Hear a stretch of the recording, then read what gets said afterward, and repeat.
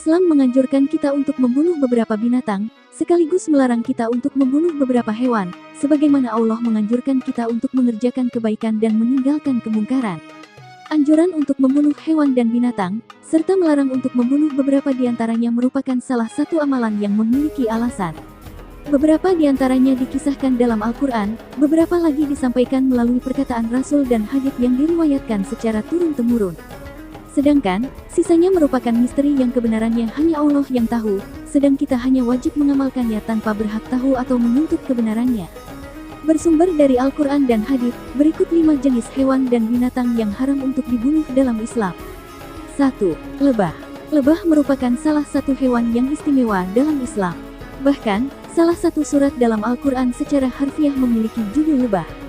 Ada banyak pembelajaran dan hikmah yang bisa diambil dari kehidupan lebah, selain apa yang dihasilkannya sendiri begitu bermanfaat bagi umat manusia. Lebah menghasilkan madu yang dipercaya merupakan obat yang berkhasiat menyembuhkan segala macam penyakit. Dari perut lebah itu keluar minuman yang bermacam-macam warnanya, di dalamnya terdapat obat menyembuhkan bagi manusia. Sesungguhnya pada yang demikian itu benar-benar terdapat tanda kebesaran Tuhan bagi orang yang memikirkan. 2. Burung hudhud dan surat. Selain lebah, burung hudhud merupakan salah satu binatang yang disebutkan dalam Al-Quran. Hudhud merupakan sejenis burung pelatuk, dan jenis burung ini masih bisa kita jumpai di hutan atau ladang. Burung hudhud sangat terkenal dalam kisah Nabi Sulaiman AS. Hudhud menjadi utusan yang menyampaikan surat Nabi Sulaiman kepada Ratu Bilqis.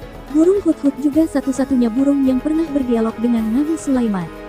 Sementara itu, jenis burung lain yang diharamkan untuk dibunuh adalah burung surat. Burung ini memiliki kepala dan paruh besar, bulu pada perutnya berwarna putih, sedangkan punggungnya berwarna hijau. Kamu mungkin tidak pernah melihat burung ini secara langsung, karena jumlahnya sudah sangat sedikit. 3. Semut. Semut merupakan bala tentara Allah yang terbesar, karena mereka merupakan salah satu umatnya yang tidak pernah berhenti untuk bertasbih. Oleh karena itu, membunuh semut tidak diperbolehkan dalam Islam. Akan tetapi, semut yang tidak diperkenankan untuk dibunuh adalah semut jenis Sulaimaniyah, yaitu semut yang tidak mengganggu atau tidak menggigit manusia. Sementara itu, semut yang kerap menggigit manusia dan bahkan menimbulkan rasa gatal yang menyiksa boleh dibunuh asal tidak dengan cara membakar sarangnya. 4. Laba-laba. Meskipun mengerikan dan kerap membuat kita geli-geli sendiri, namun binatang yang satu ini merupakan salah satu hewan yang berjuang di sisi Allah. Pada saat Rasulullah dan Abu Bakar bersembunyi di Gua Sur dari kejaran kaum Quraisy, labah-labah merapikan kembali sarangnya yang rusak, sehingga mereka menyangka di dalamnya tidak ada siapapun yang sedang bersembunyi. Dari kisah labah-labah yang baik hati tersebut, kita juga bisa belajar makna hidup. Bahwa seburuk apapun penampilan dan sejahat apapun mereka kelihatannya, kita tidak boleh menilai hati seseorang dari sisi terluarnya. Oleh sebab itu, membunuh labah-labah tidak bisa dimaafkan dan merupakan suatu kejahatan dalam Islam. Mereka bukanlah jenis binatang yang agresif, dan hanya akan mengganggu jika diganggu. Bahkan, jenis labah-labah beracun hanya menggunakan bisanya untuk berburu. 5.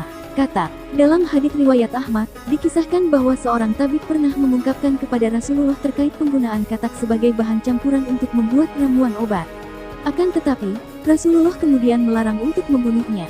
Kulit katak memang dikenal sebagai pengobatan alternatif untuk beberapa penyakit kulit yang susah disembuhkan. Akan tetapi, selama penyakit kulit tersebut bisa disembuhkan dengan cara lain, atau ada obat yang masih bisa digunakan untuk menuntaskannya, maka penggunaan katak tidak diperbolehkan. Kecuali, jika penyakit kulit yang bersangkutan sudah sangat parah dan membahayakan bagi keselamatan jiwa. Hukum memakan jenis hewan dan binatang di atas adalah haram. Karena kita tidak mungkin memakan salah satu dari mereka tanpa membunuhnya terlebih dahulu. Adapun jika kita memakannya karena mereka mati dengan sendirinya, hal tersebut pun tetap tidak dibenarkan. Karena yang demikian itu termasuk memakan bangkai dan sangat dilarang dalam Islam. Kecuali, jika berada dalam kondisi yang menyudutkan atau mengkhawatirkan. Misalnya, tidak ada makanan tersisa dan kita akan mati kecuali jika memakan salah satu di antara hewan dan binatang yang disebutkan. Atau, kita sedang tertimpa dalam musibah berupa penyakit yang tidak bisa disembuhkan, dan hanya satu di antara mereka lah obat yang terbukti paling mujarab dan berkhasiat.